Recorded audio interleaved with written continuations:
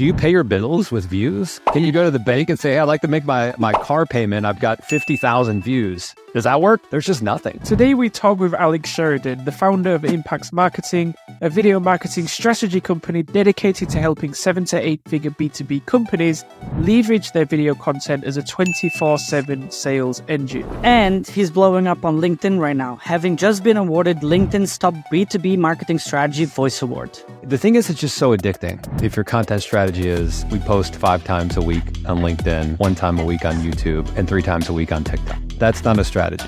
That's just a posting schedule. This is why I try to tell people all the time. I say video doesn't take time, it creates time. With his expertise, Alex has empowered hundreds of companies to build strong online brands and become the #1 brand in their industries. Join our conversation as we uncover effective video marketing strategies for brands, leveraging LinkedIn for video success, innovative repurposing content strategies, proven methods to generate fresh ideas, tips for maintaining consistency in content creation. Stay tuned for YouTube insights you won't find anywhere else. This is the Playstack podcast where we talk about YouTube growth. Thank you, Alex, for joining us today. For people that don't know you or what you do, could you briefly explain who you are and what you do on a daily basis? Yeah, I appreciate you guys having me. My name's Alex Sheridan, founder of Impaxs Marketing. And we work with 7 and 8 figure B2B companies for the most part, helping them to turn their video content into a 24/7 sales rep for their business. We do that through video content and social media strategy, training, and coaching. Awesome. Yeah, we actually really like your tagline. It's very precise. Thanks, guys. Especially because we're personally struggling to find our tagline. We have one on the website for sure. I don't know if we're sticking to that one yet, but I really like that one because I think it's for a lot of people in content creation. It's like, what do you do? Like, oh yeah, we do content. It's like, what for? And this like is beautifully explained. So how did you come up with that? Or is that always something you planned on doing, or came that about?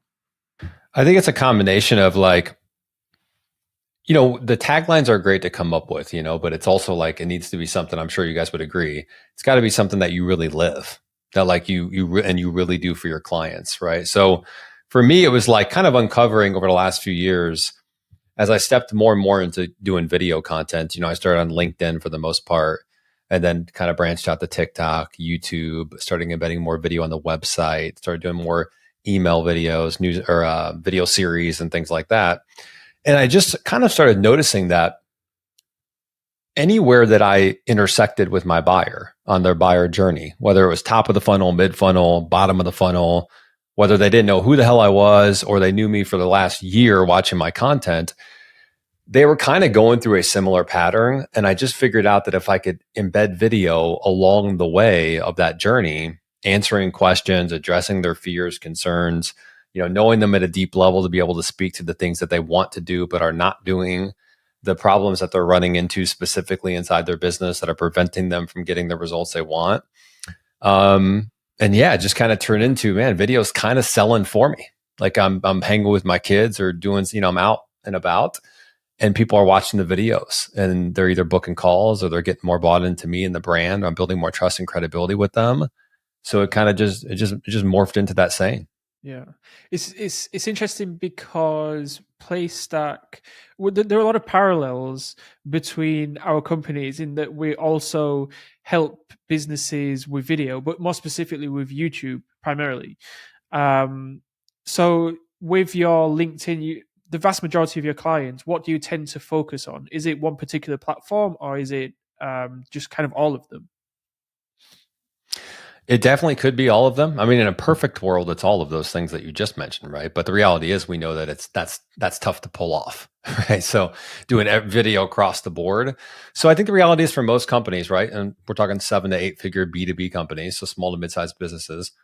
It's typically like the start is LinkedIn, website videos, right? Which I call buyer ready videos. So getting, you're getting the same questions asked over and over and over again by prospects. So it's like, let's make some damn videos and let's address those questions and provide legitimate answers. And then when people go to your website, they're curious about pricing. So we don't want to hide the pricing. We want to, in fact, not only address it and put it out there, but we want to talk about the pricing and why we're priced the way we are, what drives price up and down in the industry. So I think because my customers are B2B, it's definitely LinkedIn. It's definitely the website. And then, to go one level up, I would say there's ideally some level of like a podcast or a video email newsletter, something off social media where we can kind of like nurture customers. Those would be the three kind of bullet points that I'd hit on. But yeah, look, if you want to do YouTube, that's awesome. That's amazing. That's what I call search-based content, right? That's fantastic. You want to start doing TikTok? If we can, get some, short form clips there too. Perfect. So it's like the more the better, as long as you're not spread out so thin that you're doing all of them, but you're doing a shitty job at all of them. Yeah, we were actually just literally watching your pricing video as we're like always ourselves looking at like, okay, how should we price? Why should we price? It's like, damn, why is he pricing like this? And that video makes so much sense. And then I was literally telling Mike, like, we should make a Loom on this too. Like we love Loom, right? Because it's so simple. It's like, let's just do a Loom on our offer. Like what can go wrong? And just, I totally agree there. So for you, you said like your videos, do the work and the sales for you. So how does your sales funnel look like right now? I wouldn't even say that I have a sales funnel. I would say that it's more, it's video as a 24/7 sales rep. It's more about embedding video along the way and every step of the buyer journey versus like a funnel. But I would say if you're going to kind of funnelize it, let's say, right? People are typically going to come in, let's go top of the funnel. They're going to come in basically, for the most part, on social through video, three different ways. One is going to be from LinkedIn, which is our primary lead source. The second one's going to be YouTube, which I love because the evergreen content and just, man, people coming in from watching a video that you did 8 months ago, 10 months, 12, like it's like, it doesn't get any better than that. And then TikTok, right? So those are like the three primary, I would say, top of the funnel. Then when they get in, right, it could be more, LinkedIn's a very heavy community engagement and that kind of stuff. So a lot of times they hang out kind of mid funnel there for a little while. There's also, now we have the podcast, so they can go kind of a level deep with us and get acclimated and start watching the podcast. And then we also have this is called nurture-based videos that I call it, which is we've got the video email series. So it's a series, a 5-part video series where I show you how to turn your video content into a 24/7 sales rep for your business. And that gets a lot of people mid-funnel where maybe they've seen me, on LinkedIn, YouTube, TikTok, and now they're kind of, maybe they're going to the podcast now, or now they're signing up for the video series. And I'm hitting them in their inbox. We've got the newsletter that goes out too. And then bottom funnel is that buyer ready videos. So that's them going to the website, going to the LinkedIn page, and really getting educated on how we do what we do, why we're different, what type of results do we get? How do we measure success? How are we priced and things like that? That's really cool. So that email video, is that like like an email course then, or is it like a mini lead magnet, or so? How does that work? Yeah, exactly, man. It's not. I wouldn't even. You could kind of call it a course. It's more just like I feed you 5-part videos to your email. So you sign up for it. You give your name, email. You're on the email newsletter, obviously now, so you're part of that list. And then every 7 days you get a new video. And that's a sequence. Mm-hmm. And where do you promote that one? Is that like at the end of your YouTube videos, on your LinkedIn content, stuff like that? I promote it in the YouTube videos. Yep. I promote my LinkedIn content, the comment section. It's also on my LinkedIn profile under the featured content section. It's kind of like my, you can consider a lead magnet, although I don't think it's like a traditional lead magnet because it's kind of like more complex and it's a series, but it's on there and then it's on the website. That's awesome. That's actually really interesting. Like this gives me a lot of ideas for ourselves, I think, already. Giving away golden nuggets. Good. Yeah, because you mentioned about using video along the way, and I've actually just realized how much I use video. So I use Loom every day. I probably film like 4 or 5 Looms a day for like. And Mike hates reading. Like, he hates newsletters. I hate reading. Yeah, I hate newsletters. I'm the same way. Read emails. But I like filming videos because it's so efficient. I can just talk, and it's efficient for the watcher as well because they can 2x me, and I expect them to 2x me. So for instead of sending an email to like a cold or warm outreach, then I will film a Loom, and the conversions are so much higher. Similarly, if I'm delegating a task out to one of our team, I won't type it out. I will send like a 2 or 3 minute Loom. Way more efficient. Love it. Yeah. It's a good, so that's that type of stuff too is also what I consider as part of the buyer ready videos. It's not just the stuff you put on your website landing page. It's also those personalized Loom videos, Vimeo video, whatever they are, where maybe you've got a customer on the fence or there was a certain question they had follow up, and then boom, you're sending them a video, a personalized video answering. That's still video content. It's just personalized. It still falls under the buyer ready videos though. And then even after the buyer is bought, the onboarding process, we've got like 2 or 3 Looms, and then we've got an asset library of like, I think there's like 70 or 80 Looms in there from like frequently asked questions, like how to make a better thumbnail, how to make a better title. Instead of having to answer the same question again and again, I've just filmed a 20-minute Loom that covers it all. Dude, this is why I try to tell people all the time. I say video doesn't take time. It creates time. Exactly. Oh, that's great. You guys get it, right? It's like you're multiplying and scaling yourself. I'm gonna get a shirt. I've been saying it a lot lately, but it's true. If you really understand video, that's what it does. You're like, I don't have time to create videos. I'm a busy CEO and founder.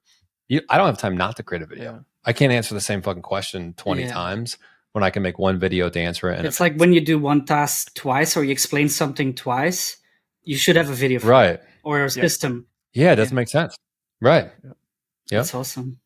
So talk me through the services that you offer, because like I said, there are a lot of kind of parallels to Playstack and the services that you have, except for we primarily focus on YouTube first and then other video social medias after. Walk me through your 3 kind of packages and what's involved. YouTube's a challenge too. YouTube's not an easy platform to get started with. Yeah. You just, it's like, it's very doable. I think there's a tremendous, I'll get to your question, but there's a tremendous opportunity on LinkedIn or on YouTube.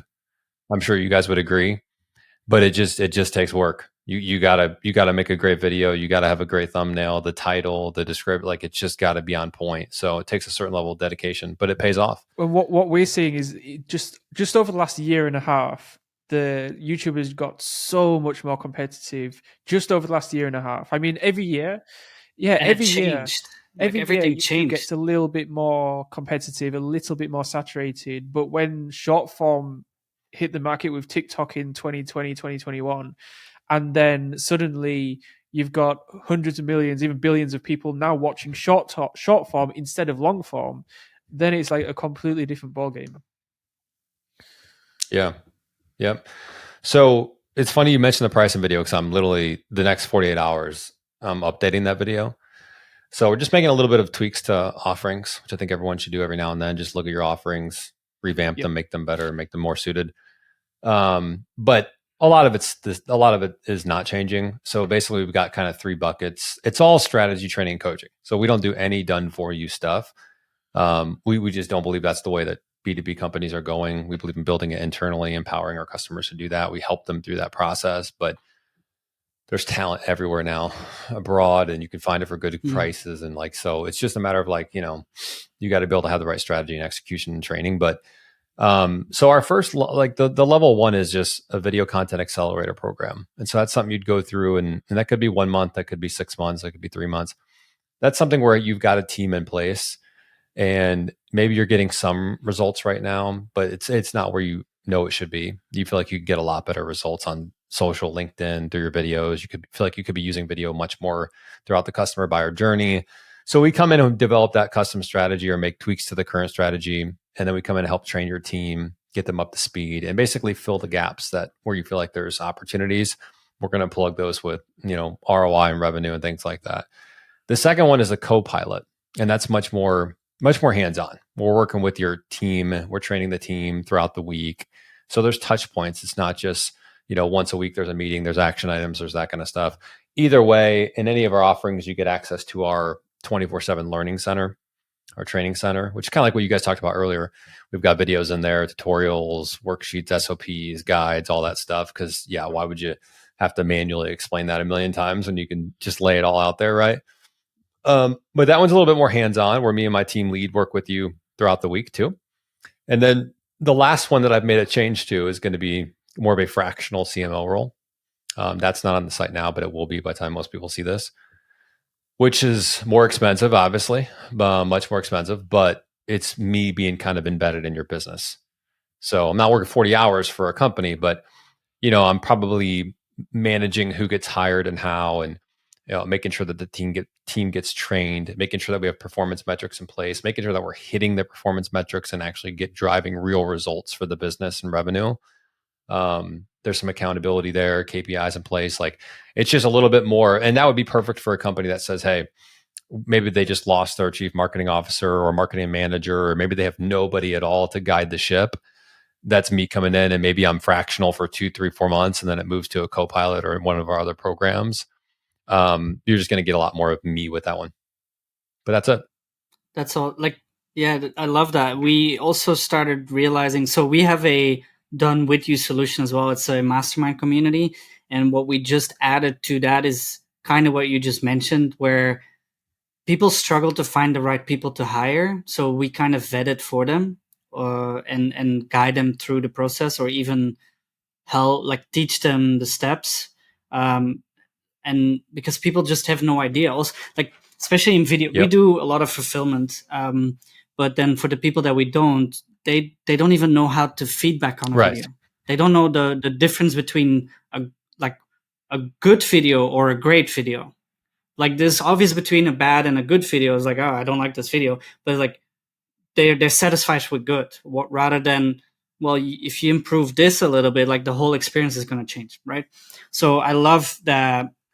That's moving to. And what I say is, like, you don't have a content strategy if your content strategy is, we post 5 times a week on LinkedIn, 1 time a week on YouTube, and 3 times a week on TikTok.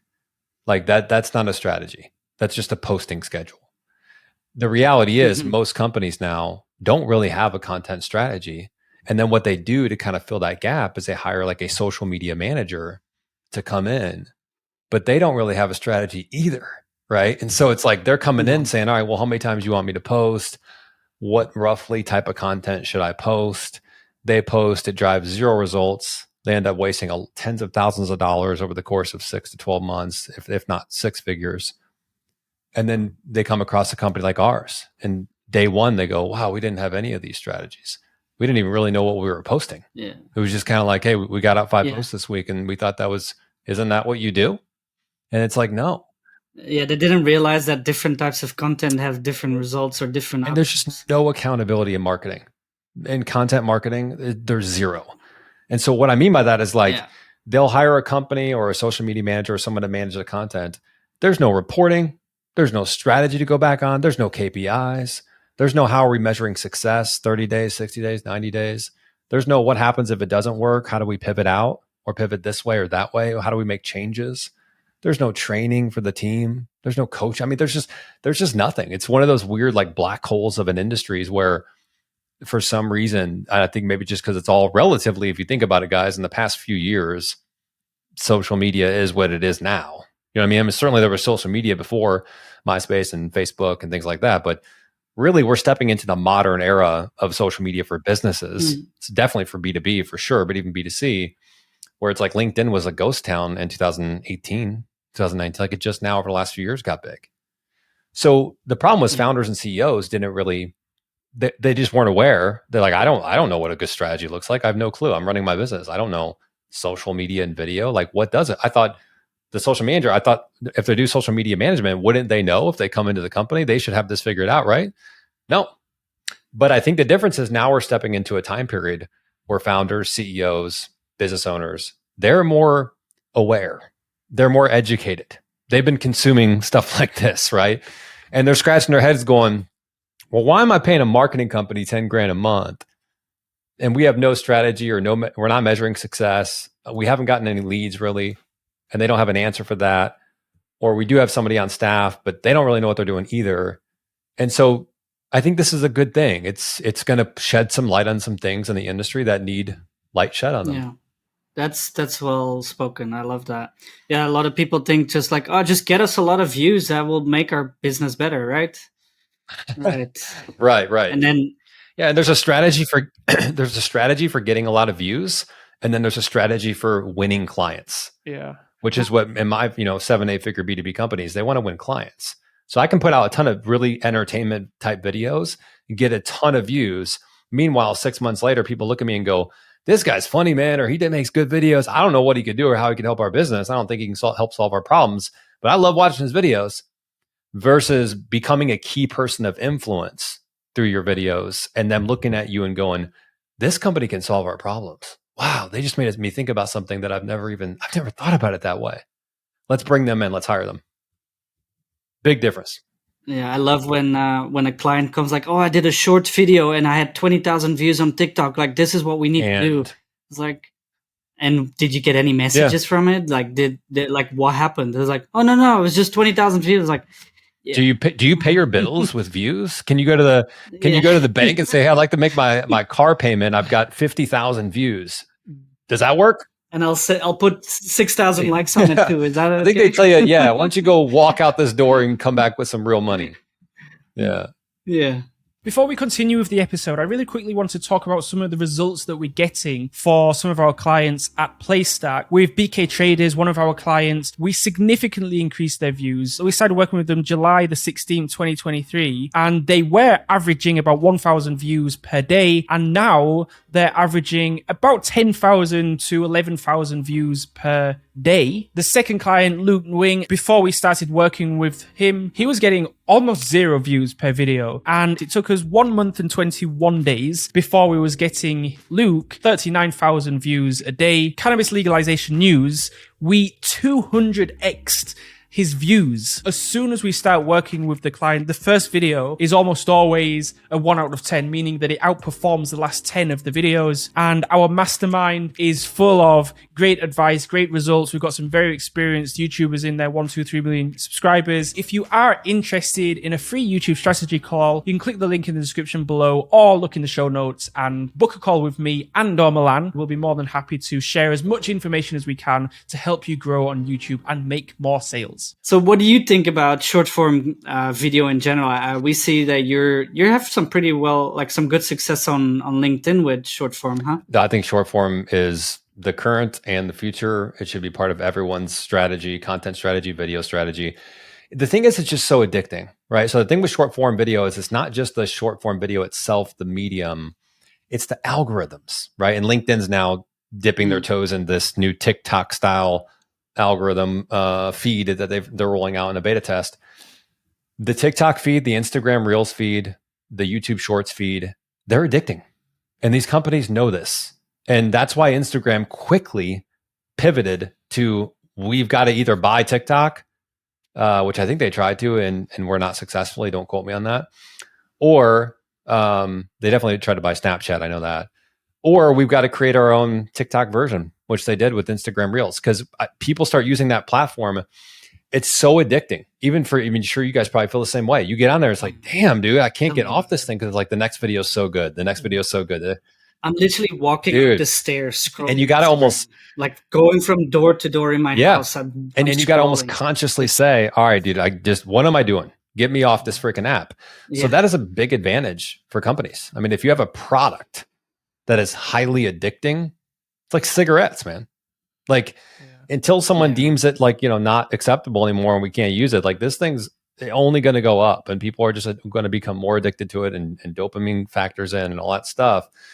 So my point is like, you have to be able to learn how to use that to your advantage, to where you're the one that's showing up in people's feed. You're not the one, with your head in the phone for an hour a day, just randomly consuming. You've got to be the creator, not just the consumer. But the problem with that is most people think like the business when they go to create the short form videos, and they don't think like the consumer. Oh, why doesn't somebody want to watch my promotional video or me announcing that we're going to a conference? Or, I spent 3 seconds saying fluff stuff that no one wanted to hear. It's like, dude, you'd scroll right past that shit. So why you think someone else is going to want to watch it? So I think short form video is super important, man. What we've seen with Instagram, particularly Instagram, TikTok, and the more kind of B2C platforms is that, so of course, 2020, 2021 short form content, it was so unsaturated. You could make a video on pretty much anything and it would get tens of thousands, even hundreds of thousands of views. Man. Obviously, every year it's getting more saturated and more difficult. What we're seeing now is that talking head videos, particularly on Instagram and TikTok, are very difficult to gain traction. And what we're also seeing is instead of just the talking head videos where you're kind of providing value as you kind of traditionally would on YouTube, what we're seeing is instead of just standing there in front of the camera and providing value, there's ways to kind of increase audience attention. So what you've got to be doing is doing something else, right? Doing an activity like playing tennis or like eating or cutting a pineapple or some shit. Cutting a pineapple or something a little bit strange. So that you're capturing the viewer in two ways. Firstly, you're providing value, but secondly, you're attracting them, or you're kind of keeping them engaged visually. And I'm curious whether you've seen anything like that. I'm wondering whether LinkedIn is like that. I'd imagine not, because LinkedIn is far more kind of an older demographic. I mean, I just literally like gaped at one of your videos for 2 minutes between a conversation between marketing and sales. Like you posted that, both yourself talking, and I was like, dang, this is genius. Like I've seen plenty of these, but you do it so well. That's like the crazy part, because you have a lot of people who's like, oh, we can do that too. And then they're like stiff ass people, like reading off a script. Yeah. Right. Yeah. I mean, that's what what you're referring to here is just edutainment, right? Whether it's you cutting fruit while delivering a message, whether it's sales versus marketing, skit videos, it is edutainment. It's combining educational value or inspirational value with a little bit of entertainment, and sometimes a lot of entertainment, depending on how you do it. Yeah, I mean, I've been saying for years now that I think edutainment is going to be one of the most important skills over the next few years for modern day marketers. You're going to have to find ways to get more creative, to insert yourself in the feed in a way that grabs attention in the first couple seconds. When everyone's doing the talking heads thing, it gets tough to fit in. It does, right? Now, if you're a celebrity or something like that, obviously it's a different story. You've got somebody famous on the podcast, or you've got something really, a lot of momentum with something, that's a different story. But I still think there's a place for the talking heads, the podcast videos. I still think there's going to be a place for that. But yeah, the more effort, I mean, look, this is art, right? This is what like businesses don't understand sometimes. It's fucking art, man. So it's like the more you put into your art and you're good at it, the more results you're going to get. It doesn't mean every single video that you think is going to hit, but this is an art. So yeah, you taking the time to say, I'm going to talk about a topic. What if I was doing something as I started talking about that topic? Or maybe I did a little behind the scenes where I say something and then the next second it's me behind the scenes doing the thing, right? But that all takes time and effort. Yeah. And that's where a lot of companies are like, well, oh man, that's daunting. That would take so much time. And you also have to balance how much time you want to spend on creating content and where you want to be and what you want to put your focus on versus what you don't. I could go way harder on shorts right now and TikTok. I'm not. There was a time period when I went a little bit harder, but now I'm focused on the podcast and LinkedIn and some of the other things that we're doing. So it's like, you've just got to kind of pick you can only do so much unless you've got a team of 15 people doing content for you, then you can do whatever you want. So like I remember we had a client and we tried to do certain things, and it wasn't even necessarily extremely edutainment style, but there's always clients that say like, oh, that's not what we do. It's not our brand image and stuff like that. Like, are there styles, let's say, or strategies for brands that like really stuck to their own ways of doing it properly and don't want to go into that edutainment, although it's effective? Like, what would you do? Is that just somebody you wouldn't work with, or is there a way to, I say, quote unquote, convince them?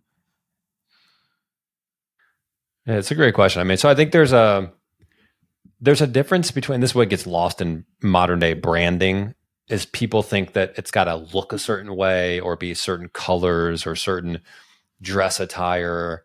And that's what having the brand consistency means. In reality, branding is more about your values, what you stand for, what you push back on against in the industry, what makes you unique, your voice, your personality.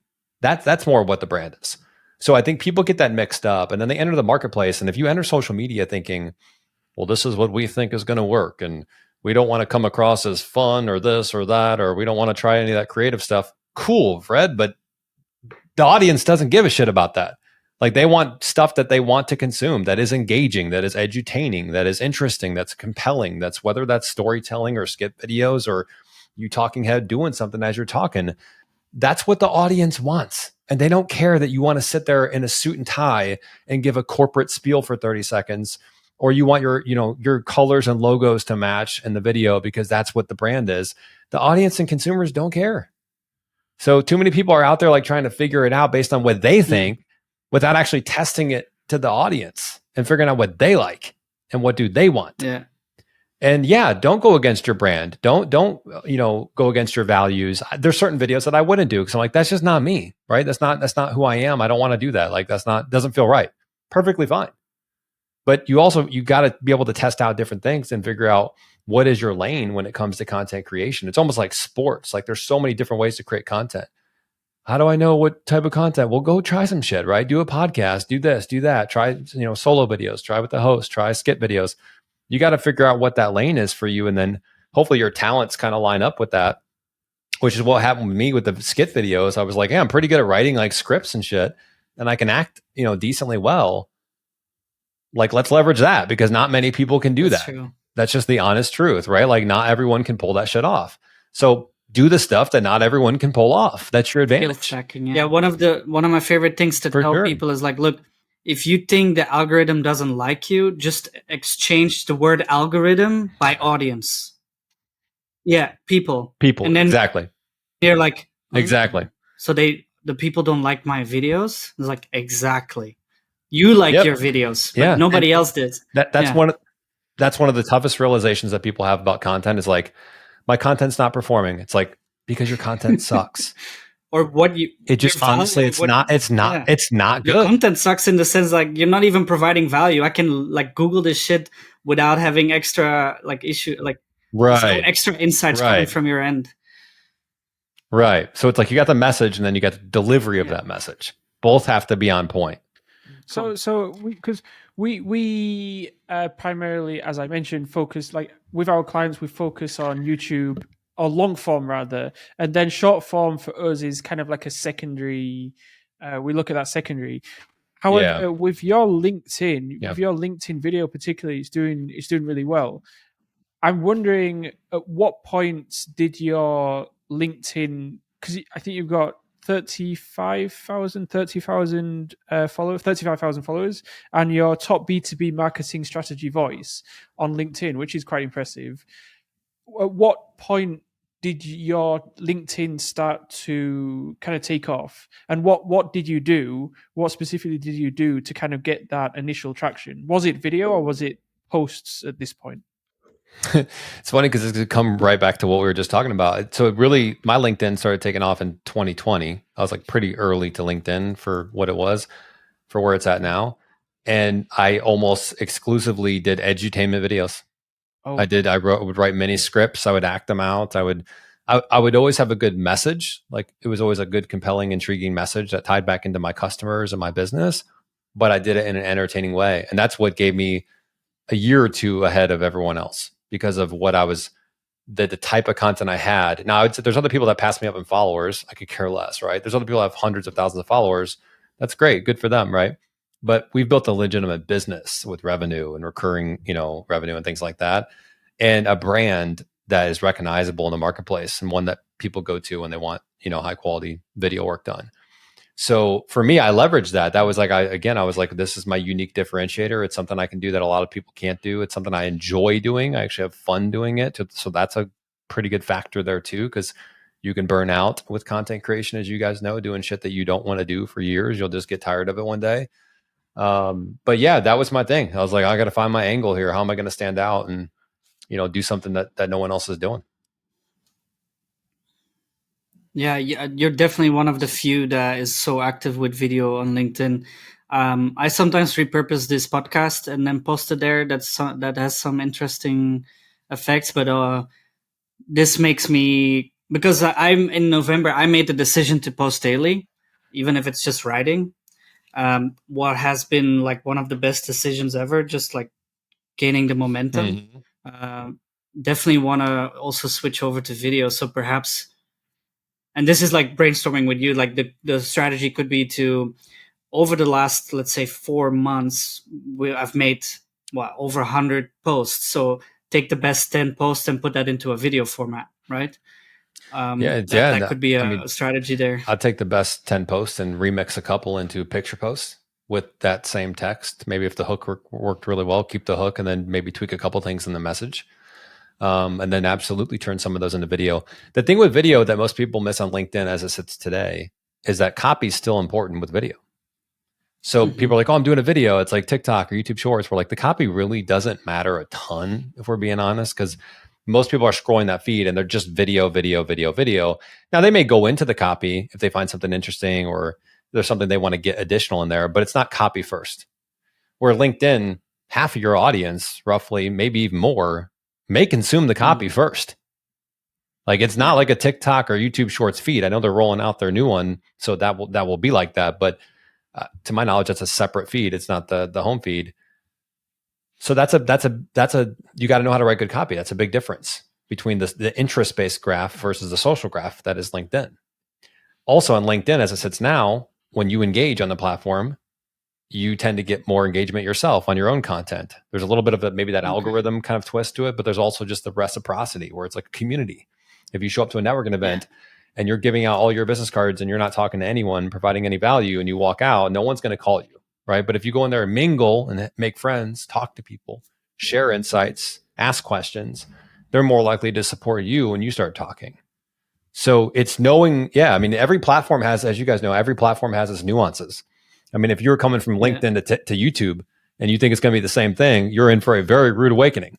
If you come from YouTube or TikTok and go to LinkedIn and think it's going to be the same thing, you are in for a very rude awakening, right? There's very much differences in all these platforms. And, you know, it's the audience, it's how content gets distributed. It's a little bit of the algorithm. It's knowing what works and what doesn't. It's trending. It's a lot of different factors.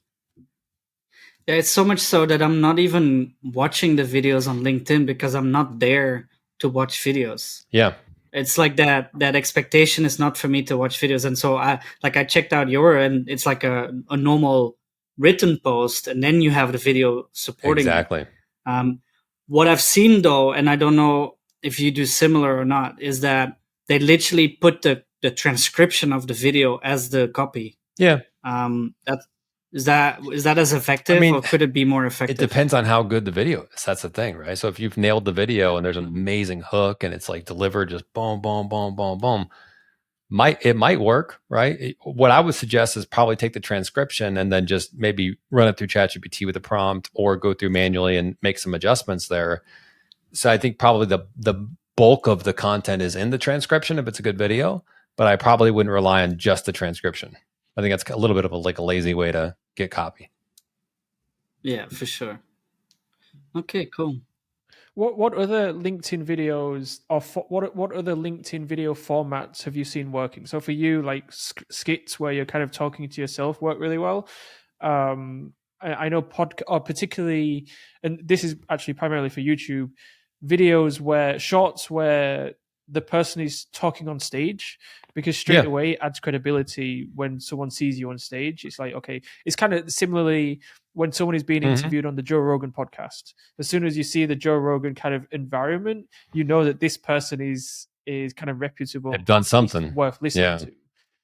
They've done something. So I'm wondering what other formats, other than just kind of the generic talking head, what other honestly, all of it. All of it. It just depends on the creator, how they built up their audience, what they have to say. It really is all of it, similar to the other platforms. You know, it's definitely the live events, repurposing live events, you know, whether you're on stage or virtual or whatever it is. It's definitely some of those podcast clips work. It's definitely getting creative and adding your own, you know, you talking to the camera and spending a little more time. It's definitely the skits. It's all of them, man. It's picture, you know, right now on LinkedIn, some of the highest performing content is picture post with a compelling story. Not a lot of people know that. I typically do one a week for that reason, and they crush. But 6 months from now, that might be not the case. There might be something else. There might be a video feed by then. Who knows? So, yeah. I mean, look, I think basically everything can work. It's just how you pull it off. Cool. So one of the other things that we want to get into is repurposing. But before we do that, like some of the videos that I see on your LinkedIn is like you're answering somebody's question. And this is like a particular strategy in the content creation agencies where you have like a bunch of questions and you answer, like somebody asks you that question or you pretend somebody asked that question. Is that how you do it as well? Is that all by yourself, or you have actually someone sitting on the other side doing it for you? Yeah, great. I love that you went here with this because it's a question I used to get asked actually a lot, and I don't think anymore because I've talked about it a lot on LinkedIn. But I'm never by myself. I mean, you can tell when I'm by myself versus when I'm in an interview because my cadence, my personality is different. Like right now, it's different than if I was filming this by myself, right? And I'm going to add in some more edutainment and things like that. Right, my delivery is going to be a little different. They're all from podcast episodes, man. I record this shit and I just repurpose it. So the thing that I did that was very different with repurposing video content that nobody else was doing at the time, at least that I was aware of, was instead of doing this, where most people would repurpose from a podcast and they'd have like, it would, they got the headphones on, right? And they're kind of looking to the side, right? And it's like, oh, you can tell they're on a podcast. Or some people, pretended they were on a podcast. Like, bro, come on. Yeah. So they milk. Yeah, it's like, I never did that. But so for me, what I did is I said, I'm going to set up my camera, my smartphone, my mic, my wireless mic. I'm going to set this up right next to the camera that I'm talking to the people in the interview with. So I'm looking right into the camera right now. But little do you know, I'm also recording this and looking right into the camera because it's right below where the camera is for you guys. So when you're watching the videos, it almost looks like, and this gave me an advantage on TikTok for sure when I was first starting off there, and even on LinkedIn too, where it looked like I was creating the video for the audience because I was so engaged with them and I was, I knew what I was doing, but really it was repurposed. And so sometimes I talk about repurposing video and people will be like, Alex, you talk about repurposing video. I never see you repurpose any videos. And I go, dude, 50% of them are repurposed. You just don't even know they are. And they're like, what? That's how? Well done, yeah. And so then I explain the methodology behind it. And I'm like, well, it's just a simple tweak on how you set things up. Right. And so, there's a, again, you're just looking for that edge, man. It's so competitive that you're looking, what is that one little edge that I can do, whether it's the edutainment or the way I film it or, where I'm looking, like any little edge you can give yourself in the content game is beneficial. Yeah, I saw you setting up your wireless mic and I was like, oh, smart. You're just doing it. Like, you don't have to wait for us to publish this. You can do it. I don't wait for anybody. Yep. Yeah. I don't do my own thing. Yeah, just set it up, hit it on. I got this mic on, this Rode mic here, my iPhone, another camera up top there. Because I'm looking down here. I should be looking at. Yeah, and I mean, look, I think there's like it's not that like that's the only way to do it and that's the right way or wrong way. It's like that's just one way that I found to kind of give me a little bit of an edge. And there's certain times when I'm looking away, and I think that's okay too. But certainly when you're just starting off on a platform, engaging with the audience is a good thing, right? Like constantly being closed off from them is, I don't think, a great strategy. I think some of that's fine, but I think you really need to engage that audience. That's interesting because I use a second monitor. So I'm looking at you on my second monitor, meaning my camera is, I don't know how that is perceived, but interesting. Mm-hmm. So like going further into repurposing videos is like, we talked about podcast into short form and text and stuff like that. Like we have your framework here actually. And it's like, I love that. I love when people make graphics about like frameworks. And so here for you, it's strategy and planning. And that goes with either live streams, just normal recordings or podcasts. That goes into the post-production from audio, long form, short form, visuals and text, and then to all the platforms, short and long. What is like currently your usual, do you say 50% is repurposed? Like how does it, like what do you do usually if you are on your content creation like day or whatever it is? It's definitely changed, right? So I think in the first couple of years, it was probably 95% original content created from scratch, right? So I think that's when people watch other business owners, entrepreneurs, content creators, it's like, don't just watch what they're doing today. Once they've established a certain level of success, watch what they did to get there. So it's like, because I think people miss that, right? And they're like, oh, I see you doing this and this. Like, yeah, 4 years later, like we're into it now. We're deep into it. And I'm still experimenting with other stuff like the Salesforce marketing. I'm still not, I've done so well that I don't need to do. No, I'm still a creator at heart. But so I think today it's probably 60% repurposed and 40% original, I would say, roughly. But like with the original, do you still have the in mind of like, okay, I'm gonna write a long form script, for example, and then Yeah, I mean all my YouTube videos obviously are I write it out. I write out a script, and so that's all created from scratch. But I'm not doing a ton of those these days. I might pick that up back up, but even for the short form, it's, I follow my GEMS framework, which is G, get clear on your audience and message. E, engage your audience with a strong hook. M, map out your key points to retain the audience. And then S, sum up your message and inspire action. So when I'm doing a video, short form, whatever it is, a long form, I'm just saying, all right, who is my message? What is my message here? And who's the audience that I really want to get inside their head and engage? Then I'm like, what is an engaging way to hook and get that audience bought in with the first few seconds? Then I'm like, what are the key points I really need to drive home to, one, keep them retained, but also like really make a quality video? And then S, lastly, what do I want to do to sum up this message and inspire some type of action? So I just follow that framework for the short form videos and I record them. And then my skit videos, my edutainment videos are a little bit different because that requires like a mini movie script. Like you got to think about characters and like, the personalities and what do they say back and forth, and but there's even things that go into that, like how fast you cut to the second character. Some people will try those things and they'll go 5 seconds in on one character. I'm like, dude, you've lost the audience. You have to go to that next character like ASAP. Otherwise they're gone. They don't know they're in a story. So there's like little tricks and tactics even with those, but those are a little bit different. Those are kind of like in their own category just because they require something quite different than most videos. Awesome. Well, I really enjoyed this conversation, to be honest. Like, Likewise. Yeah, I mean, like, there's so much that we have to process and that I want to implement. Like one of the things that I know a lot of people overthink content is like, oh, it needs to be perfect. Like the video needs to be crazy edited, and like obviously Mr. Beast has helped in that perception for a lot of people, and luckily he's like going the opposite way right now, what is actually like super exciting for us content creators, because we don't need to hire an editor. Yeah, like his last video was 40 minutes and was all story, was all emotion. And that's cool. I'll have to check that out. But just sorry to interrupt, but like to my point earlier, if you go back and watch his first, couple of years of videos, different than what they are no, today. of course, and that's like for us, as for example, we do the fulfillment side of things. We had to find editors that can fulfill that crazy style. But now we're pivoting to editors that understand flow, story, and the whole arc and the delivery. Valuable. And it just much more valuable. Yeah, you're literally shifting from 16-year-olds that know how to do a certain After Effects animation to someone that, I don't care if you do graphics or not, like make it flow, make the story deliver so that the people create an emotion and act on it. Right. And because AI is going to do all the effects anyways at some point. Exactly. Yeah. That I always say video editors are going to become creative directors. Yeah. That's funny that you say that. We literally promoted one of our better editors to creative director. Mm-hmm. Oh, there you go, man. It's happening already.